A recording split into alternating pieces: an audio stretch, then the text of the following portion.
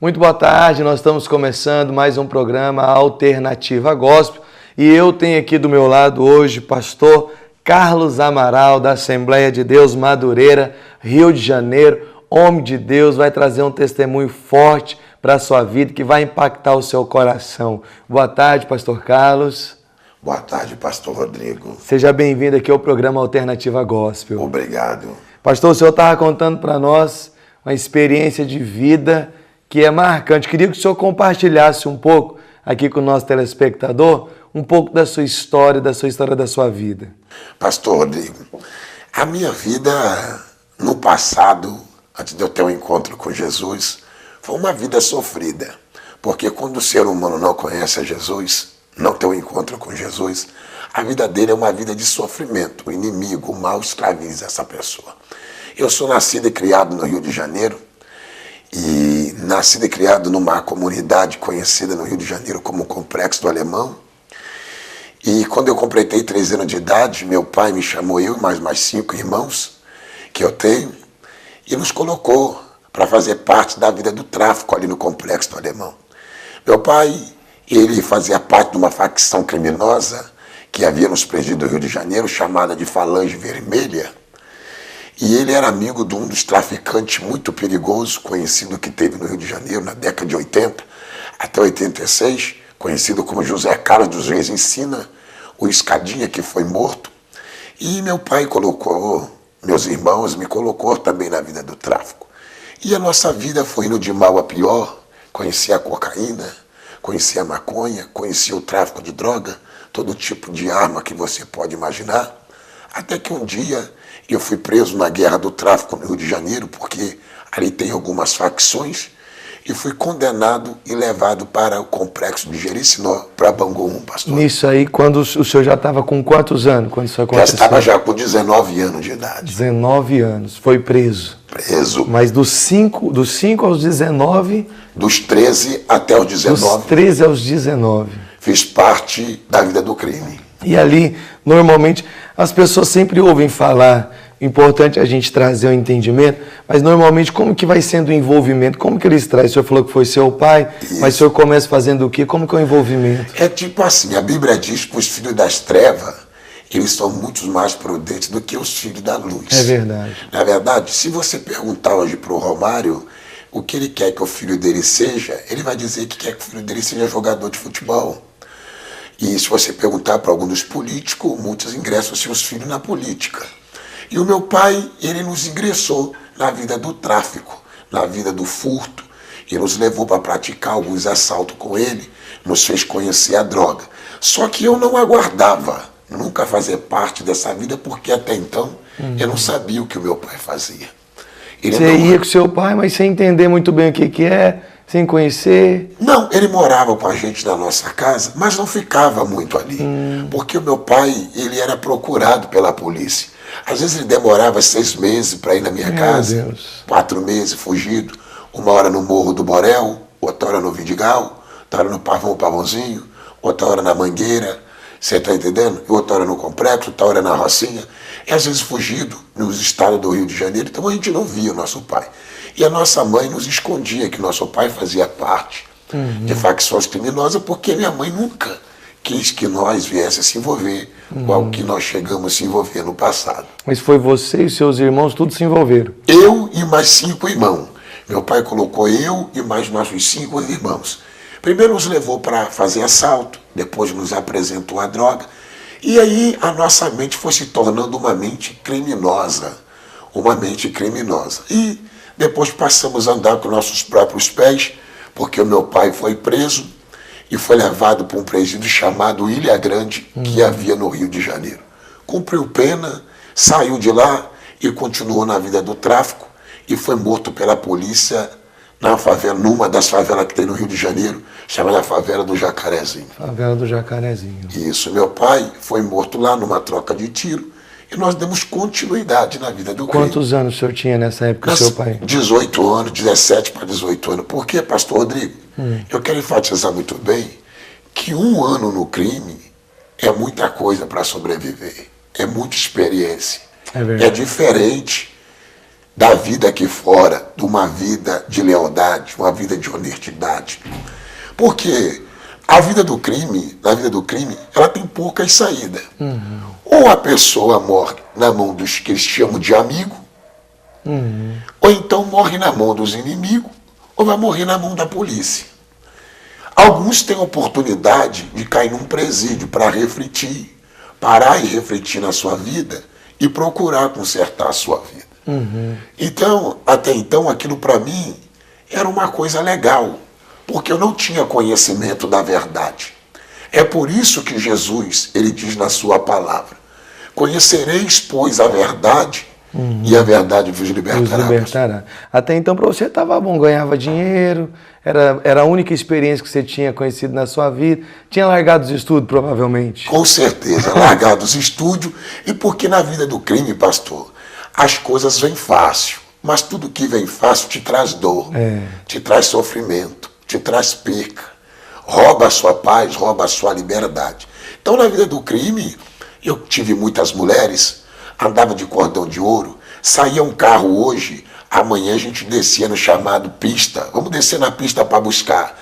A gente criava uma blitz falsa, num dos túneis no Rio, como o túnel Rebouças, subida de Ponte Rio-Niterói, e a gente criava uma blitz, ia lá e roubava carro, roubava moto e levava para a nossa comunidade.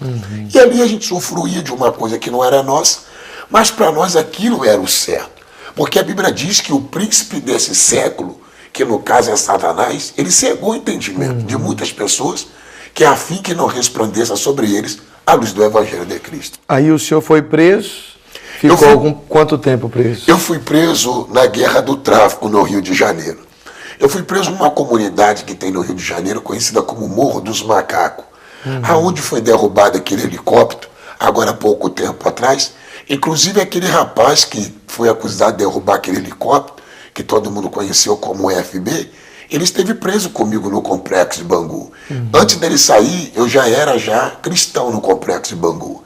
E eu orei por ele, e ele pediu uma oportunidade para ir embora, que ele queria mudar de vida. E nós oramos e ele foi embora, porque a mãe dele é cristã. E ele saiu e chegou lá fora, não aguentou, veio uma outra proposta para ele, e ele abraçou, e acabou acontecendo o que aconteceu, e está preso de novo. Eu fui preso numa guerra, porque no Rio de Janeiro tem algumas facções. E a guerra no Rio do tráfico é pelo poder do território, para a venda de droga, entendeu? Então, existem algumas facções que eu não estou aqui para fazer apologia ao crime, eu estou aqui para falar de Deus, falar de Jesus, de uma experiência que eu passei. Eu fui preso na Guerra do Tráfico por uma polícia que tem no Rio de Janeiro, conhecida como BOP, no Rio de Janeiro. E eu tive sorte, porque Deus me deu uma oportunidade, porque ali é difícil sair vivo. É difícil sair vivo, porque eu acreditava que o meu poder bélico era o maior poder. Até então eu fui criado também no lar, que a minha mãe, ela servia vários tipos de entidade. Então a minha vida, a vida da minha família, era uma vida descontrolada. Uma irmã minha era prostituta, uma outra era lésbica, minha mãe era dona de terreiro de feitiçaria, meu pai traficante. Então não tinha como sair nada bom dali se Jesus não entrasse, mudasse a história, não tinha jeito. Não tinha jeito, não tinha jeito. Mas o nosso Deus, pastor, ele é especialista em pegar o lixo da sociedade e transformar no luxo para a sociedade. Amém. Graças a Deus. E como que foi essa transformação? Como que você teve um encontro com Deus? Pastor, eu fui preso no Morro dos Macacos, fui levado para um presídio que tem no Rio de Janeiro, conhecido como Água Santa. E lá que eu vi que o negócio era sério, no Engenho de Dentro. Fiquei na Água Santa, tentei fuga, e fizemos rebelião. Vi alguns morrer na Água Santa, no presídio. Vi outros ficarem doidos. Eu vi outros sair e voltar para a cadeia e depois morrer na cadeia. Vi alguns sair da cadeia de manhã e à tarde ser morto nas comunidades, na comunidade para onde ele voltou. Uns morreram na mão da polícia, outros morreram na mão dos que ele pensava que era amigo. E dali eu fui para Bangu 1, que é um presídio que tem no complexo de Jerecinó. E no Bangu 1 que eu vi que o negócio era sério. Eu cheguei empolgado em Bangu, eu estava com 19 anos, e quando eu cheguei lá, eu queria fugir. Achou que ia conseguir fugir. Só que estava sendo uma tradição dos bandidos que estavam na Ilha Grande para o complexo Bangu. E quando eu falei, vamos fugir, os bandidos mais antigos que tinha lá, o pessoal mais antigo, rapaz, procura um lugar para você deitar, dormir, passar o resto do seu tempo aqui, que daqui ninguém foge. Meu pai. Bem-vindo ao inferno. E eu pensei que eu era o bambambam. Eu pensei que era o tal. Ninguém fugiu, mas eu vou fugir. Não, eu pensei que era o tal. Você sabe por quê, pastor? Meu apelido no tráfico de droga era Robocop, o Carlão Robocop. É mesmo. Os meus ex-companheiros me apelidaram de Carlão Robocop, porque eu andava maquinado. Maquinado. Né?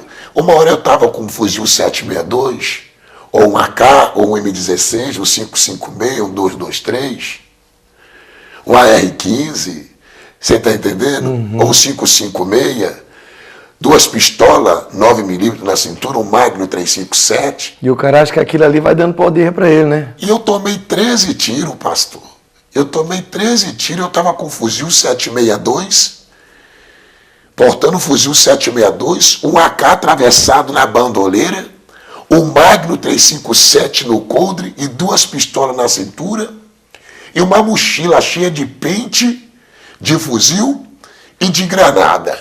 Ainda tomei 13 tiros, fuzil travou, não saiu nada, troquei com o Magnum 357, mas Deus foi lá e colocou as suas mãos para não deixar eu morrer.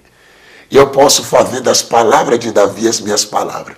O Senhor me castigou-me muito, mas Ele não me entregou à morte. Amém, amém. Pastor, nós vamos continuar essa nossa entrevista, porque eu aqui em Boa Vista, apesar de não ser na mesma intensidade do Rio, mas eu conheço muitos jovens que estão na mesma vida. E eu queria que antes da gente continuar a nossa entrevista, o senhor deixasse aqui uma palavra para os jovens, porque Deus tirou o senhor dessa vida. Às vezes tem alguns que acham que não é possível mais. Eu conheci um jovem essa semana, que ele contando uma história parecida com a do senhor, falou, pastor, eu acho que para mim não tem jeito mais.